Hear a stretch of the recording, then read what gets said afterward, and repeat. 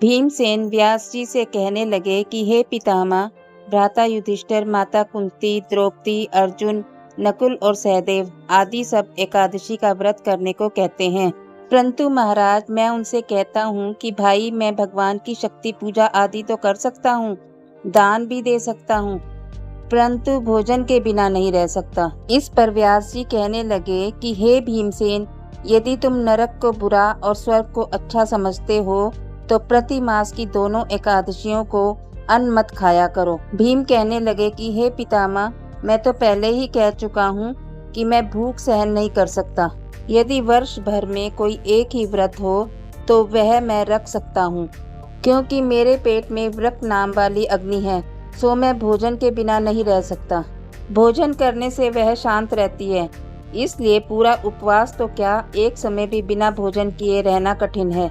अतः आप मुझे कोई ऐसा व्रत बताइए जो वर्ष में केवल एक बार ही करना पड़े और मुझे स्वर्ग की प्राप्ति हो जाए। श्री व्यास जी कहने लगे कि हे पुत्र, बड़े बड़े ऋषियों ने बहुत शास्त्र आदि बनाए हैं, जिससे बिना धन के थोड़े परिश्रम से ही स्वर्ग की प्राप्ति हो सकती है। इसी प्रकार शास्त्रों में दोनों पक्षों की एकादशी का व्रत मुक्ति के लिए रखा जाता है। व्यास जी के वचन सुनकर भीमसेन नरक में जाने के नाम से भयभीत हो गए और कांप कर कहने लगे कि अब क्या करूं? मास में 2 व्रत तो मैं कर नहीं सकता। हाँ, वर्ष में एक व्रत करने का प्रयत्न अवश्य कर सकता हूँ। अतः वर्ष में एक दिन व्रत करने से यदि मेरी मुक्ति हो जाए तो ऐसा कोई व्रत बताइए। यह सुनकर व्यास जी कहने लगे कि वृषभ और मिथुन की संक्रांति के बीच ज्येष्ठ मास के शुक्ल पक्ष की जो एकादशी आती है उसका नाम निर्जला है। तुम उस एकादशी का व्रत करो। इस एकादशी के व्रत में स्नान और आचमन के सिवा जल वर्जित है। आचमन में 6 मासे से अधिक जल नहीं होना चाहिए, अन्यथा वह मद्यपान के सदृश हो जाता है।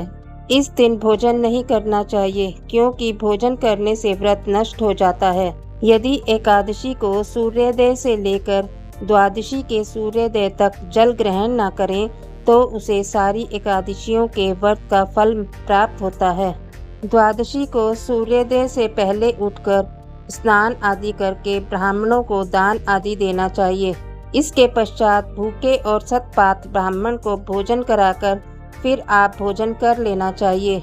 इसका फल पूरे 1 वर्ष की संपूर्ण एकादशियों के बराबर होता है। व्यास जी कहने लगे कि हे भीमसेन, यह मुझको स्वयं भगवान ने बताया है। इस एकादशी का पुण्य समस्त तीर्थों और दानों से अधिक है।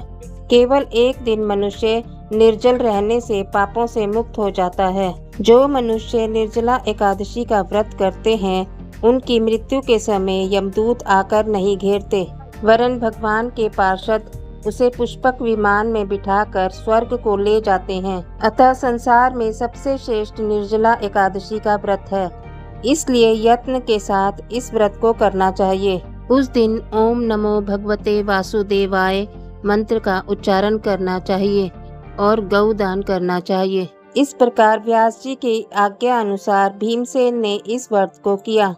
इसलिए इस एकादशी को भीमसेनी या पांडव एकादशी भी कहते हैं। निर्जला एकादशी का व्रत करने से पूर्व भगवान से प्रार्थना करें कि हे भगवान, आज मैं निर्जला एकादशी का व्रत करता हूँ, दूसरे दिन भोजन करूँगा। मैं इस व्रत को श्रद्धा पूर्वक करूँगा, अतः आपकी कृपा से मेरे सब पाप नष्ट हो जाएं। इस दिन जल से भरा हुआ एक घड़ा वस्त्र से ढक कर दान करना चाहिए।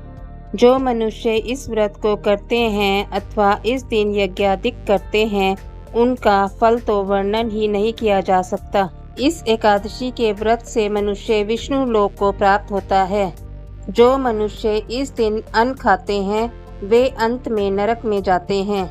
जिसने निर्जला एकादशी का व्रत किया है वह चाहे ब्रह्म हत्यारा हो, मद्यपान करता हो, चोरी की हो या गुरु के साथ द्वेष किया हो, मगर इस व्रत के प्रभाव से स्वर्ग को जाता है।